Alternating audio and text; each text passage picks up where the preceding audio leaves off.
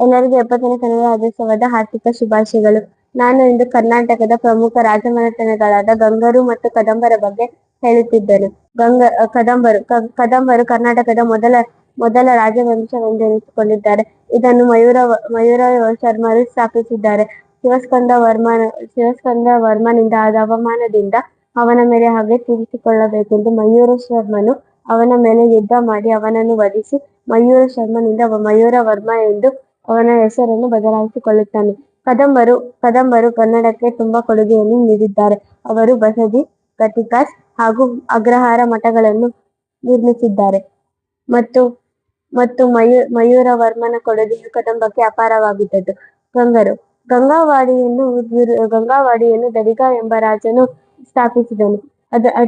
ತದನಂತರ ತುಳುವಾಲು, ತಲಕಾಡು ಮತ್ತು ಮಾನ್ಯಪುರ ಅದರ ರಾಜಧಾನಿಯಾಗಿದೆ. ಗಂಗರನ್ನು 27 ರಾಜರು ಆಳಿದರು. ಅದರಲ್ಲಿ ಪ್ರಮುಖರಾದವರು ದುರ್ವಿನೀತ. ಇವರು ಬಲಿಷ್ಠ ಯೋಧ ಹಾಗೂ ಪಂಡಿತರಾಗಿದ್ದು, ಇವರು ಬುನಾದ್ಯರವರ ವಧಕಥೆಯನ್ನು ಪರಕಿತ್ ಭಾಷೆಯಿಂದ ಸಂಸ್ಕೃತಕ್ಕೆ ಅನುವಾದಿಸಿದ್ದಾರೆ. ಗಂಗರ ಕೊಡುಗೆ ವಾಸ್ತುಶಿಲ್ಪಕ್ಕಾಗಲಿ ಸಾಹಿತ್ಯಕ್ಕಾಗಲಿ ಅಪಾರವಾದದ್ದು. ಗಂಗರು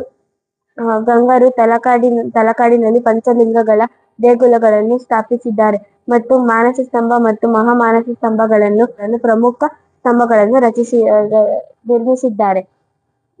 ನಂತರ ಇವರು ಸಾಹಿತ್ಯಕ್ಕೆ ನೀಡಿರುವ ಕೊಡುಗೆ ಅಪಾರವಾದದ್ದು. ದುರ್ವಿನೀತರವರು ಶಬ್ದಾವಂತರ ಎಂಬ ಸಾಹಿತಿಯನ್ನು ಸಂಸ್ಕೃತ ಭಾಷೆಯಲ್ಲಿ ಬರೆದಿದ್ದಾರೆ. ನಂತರ 2ನೇ ಶಿವರಾಮರು ಗಜಶಕ್ತ ಮತ್ತು ಶ್ರೀ ಪುರುಷರು ಗಜಶಾಸ್ತ್ರ ಎಂಬ ಸಾಹಿತಿಯನ್ನು ಕನ್ನಡದಲ್ಲಿ ಬರೆದಿದ್ದಾರೆ. ಚಾವುಂಡರಾಯರು ಚಾವುಂಡರಾಯ ಪುರಾಣ ಎಂಬ ಕೃತಿಯನ್ನು ರಚಿಸಿದ್ದಾರೆ. ಇದುವೇ ಗಂಗರು ನೀಡಿರುವ ಕೊಡುಗೆ ಸಾಹಿತ್ಯಕ್ಕಾಗಿ. ಮತ್ತೊಮ್ಮೆ ಎಲ್ಲರಿಗೂ 70ನೇ ಕನ್ನಡ ರಾಜ್ಯೋತ್ಸವದ ಹಾರ್ದಿಕ ಶುಭಾಶಯಗಳು. ಧನ್ಯವಾದಗಳು.